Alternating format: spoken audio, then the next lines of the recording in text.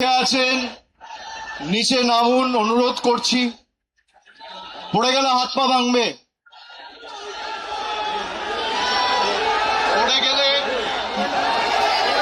পড়ে গেলে হাত পা ভাঙবে। প্লিজ নিচে নামো।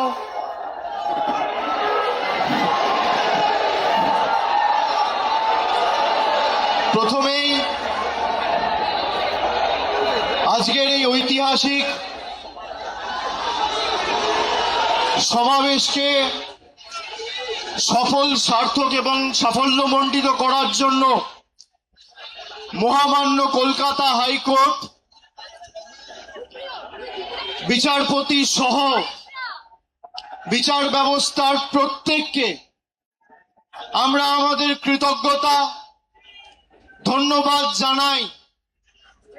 যারা 21শে জুলাইয়ের কর্মসূচি আটকাতে চেয়েছিল, ভারতীয় জনতা পার্টির সরকার 21শে জুলাই হলো বিজেপি সরকার 21শে জুলাই আটকাতে পারলেন। শুভেন্দু অধিকারী 21শে জুলাই আটকাতে পারলেন। অমিত শাহ 21শে জুলাই আটকাতে পারলেন। কলকাতা পুলিশ 21শে জুলাই আটকাতে পারলেন। আজকের এই সমাবেশ প্রমাণ করে দিচ্ছে তৃণমূল কংগ্রেসের কর্মীদের কোনো বিকল্প নেই। যারা নিজেদের তৃণমূল বলে দাবি করত, গিয়ে একবার দেখে আসুন মেয়র রোডে যে কটা লোক রয়েছে, গ্রামে জেসিবি দিয়ে মাটি কোপানোর সময়ের থেকে বেশি লোক হয়। ভালো তৃণমূল, তাই না? কর্মী কোথায়? জনতা কোথায়? মমতা বন্দ্যোপাধ্যায় যেখানে, জনতা সেখানে। অনেক বড় কেউকেটা হয়েছেন। এই গাছগুলো দেখছেন, একটা পাতা যদি ঝরে পড়ে যায়, একটা ডাল যদি কেউ কেটে ফেলে দেয়, তার সবুজ আর কেউ ধরে রাখতে পারে না। সেই ডালের মধ্যে, পাতার মধ্যে আর কোনোদিন প্রাণ কেউ সঞ্চার করতে পারে না। তার শক্তি তার শিকড়ে। একইভাবে তৃণমূলের শিকড়ের নাম মমতা বন্দ্যোপাধ্যায়, যার আদর্শ আন্দোলনকে সামনে রেখে হাজার হাজার লক্ষ লক্ষ কর্মীরা আপসীন লড়াই সংগ্রাম করে দলকে আজকে বটবৃক্ষে পরিণত করেছে। তারা যদি ভাবে যে গদ্দারি বেঈমানি করে দলকে দুর্বল করব, তৃণমূল কংগ্রেস আরো শক্তিশালী হবে। যারা আজকের সভায় এসছেন, আমি কুর্নিশ জানাই প্রত্যেকটা কর্মীকে। যারা বলেছিল তৃণমূল কংগ্রেস শেষ, তৃণমূল কংগ্রেসকে পুড়িয়ে ছাড়খাড় করে দেব, সেই আগুনের স্ফুলিঙ্গ থেকে নতুন অগ্নিশিখার জন্ম হবে এবং তৃণমূল কংগ্রেস আরো শক্তিশালী হবে আগামী দিন। কারোর ক্ষমতা নেই। আর বিজেপি যদি মানুষের রায় জিতে থাকেন, তাহলে এত ভয় কেন? তৃণমূল কংগ্রেসের কর্মীদের মিথ্যা মামলায় জেলে ঢোকানো, নেতাদের উপর যারা মমতা বন্দ্যোপাধ্যায়ের সাথে এখনো আছে তাদেরকে ভয় দেখানো, তৃণমূল কংগ্রেসকে চমকে ধমকে লাভ নেই। এত মামলা দিয়েছে আমার উপর, একদিকে ইডি, একদিকে সিবিআই, একদিকে ইনকাম ট্যাক্স, একদিকে সিআইডি, একদিকে এসটিএফ।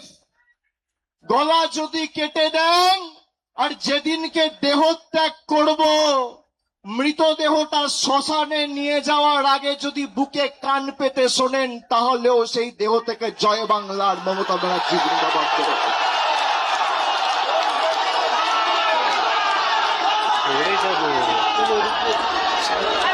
ইতিহাস প্রতিকূলতার বিরুদ্ধে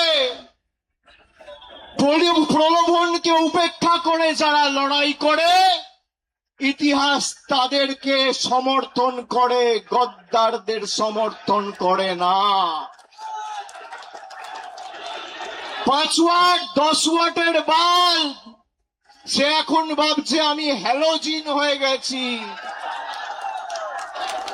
আরে বিদ্যুৎ সঞ্চার করছে মমতা ব্যানার্জি, শক্তি কেন্দ্র মমতা বন্দ্যোপাধ্যায়, যার আদর্শকে সামনে রেখে আপনার রাজনৈতিক পরিচয়, পথ চলা। যদি কেউ নিজের মাকে ত্যাগ করে, সে সন্তানকে সৃষ্টিকর্তা সর্বশক্তিমানও কোনোদিন ক্ষমা করে না। যারা গেছে, আমি নেত্রীকে অনুরোধ করব, দয়া করে আগামী দিনে একটা কেউ ফেরত নেবেন না, একটা কেউ ফেরত নেবেন না।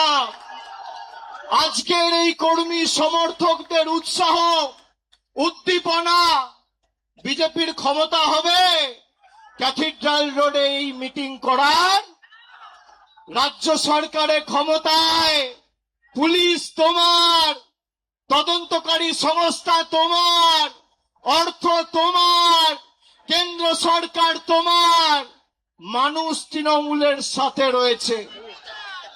পুলিশ যাদের অযথা মিথ্যা মামলায় অত্যাচারিত করছে, আমি বলবো ধৈর্য ধরুন, একটা ছোট নোটবুক পকেটে রাখবেন, সব লিখে রাখবেন। এই নোটবুক গুলো এক এক করে আমরা ঠিক টাইম মতো নিয়ে নেব। যারা যে ভাষায় বোঝে তাদের সে ভাষাতেই জবাব দেওয়া হবে। ঘর বাড়ি ভেঙে দিয়ে, পার্টি অফিস গুড়িয়ে দিয়ে ভাবছে তৃণমূলকে উৎখাত করব, দুর্বল করব। আরে ফুটপাতে থাকবো, তোদেরকে হারাবো, বাংলা থেকে উৎখাত করব, কথা দিয়ে গেল। দেখি কত ক্ষমতা, কি করবেন, কি করবে বিজেপি? জেলে রাখবে, মিথ্যা মামলায় ঢোকাবে, ঢোকাও, তাও বশ্যতা স্বীকার করব না। মেরুদণ্ডটা ফরসেল নয়। যারা মমতা ব্যানার্জির ছবিকে পিছনে রেখে আর জোড়া ফুল চিহ্নটাকে সামনে রেখে 2024 নির্বাচনে জিতেছে, তারা বলছে আমরা এখন এনডিএ কে সমর্থন করব। মানুষ ক্ষমা করবে? করবে? আপনাদের মধ্যে অনেকে কাউন্টিং এ ছিলেন, কিভাবে বিজেপি কাউন্টিং এ চুরি করে জিতেছে আপনারা সাক্ষী রয়েছে। যারা রামের নামে ভোট চেয়েছিল, সেই রাম মন্দিরে চুরির দায় এই বিজেপির। রাম মন্দিরে নোট চুরি আর ইভিএম এ ভোট চুরি, এই হচ্ছে বিজেপির প্রকৃত স্বরূপ। আর যারা গা বাঁচাতে, পিঠ বাঁচাতে বালিশ চাটার গ্রুপে যাচ্ছেন, এদেরকে তৃণমূল বলবেন না, বলবেন বালিশ চাটা। খালি বিসি বললেই হবে। বিসি, বিসির অনেক মানে হয়। বালিশ চাটা, আমি আর বেশি কিছু বললাম না। হয় পুলিশের কাছে মামলায় ধৃত, আর না হলে মেরুদণ্ড বিক্রি করে বালিশ চাটা ঋতব্রত। এই দুটো ছাড়া গদ্দারদের উপায় নেই। আমি বক্তব্য দীর্ঘায়িত করব না, খালি আপনাদের বলবো আপনারা শক্ত থাকুন। আমাদের আগামী দিনের লড়াইয়ের ময়দানে আবার দেখা হবে।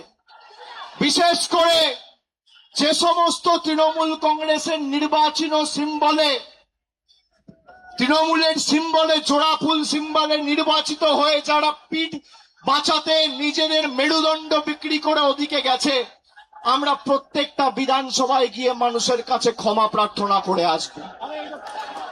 আগামী দিন লড়াইয়ের ময়দানে দেখা হবে।